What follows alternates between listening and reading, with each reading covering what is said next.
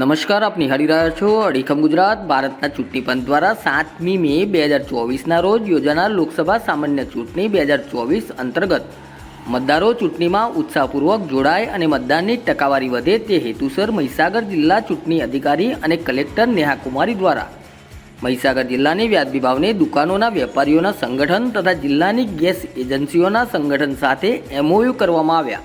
આ પ્રસંગે જિલ્લા કલેક્ટર કચેરી ખાતે પ્રોબેશનલ IAS મહેક જૈન, નાયબ જિલ્લા ચૂંટણી અધિકારી MS મનાજ, જિલ્લા પુરવઠા અધિકારી, નાયબ મામલતદાર સહિત અધિકારીઓ ઉપસ્થિત રહ્યા હતા.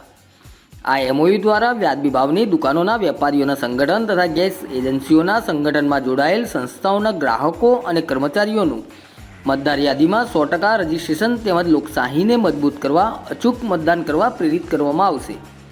આ MOUથી મહીસાગર જિલ્લાની 322 વ્યાજબી ભાવની દુકાનો તથા તેના 1.49 લાખ ગ્રાહકો અને જિલ્લાની 14 ગેસ એજન્સીઓ તથા તેના 1.71 લાખ ગ્રાહકોમાં લોકસભા ચૂંટણીમાં પોતાના મતાધિકારનો ઉપયોગ કરવા મતદાર જાગૃતિનો પ્રયાસ કરવામાં આવશે.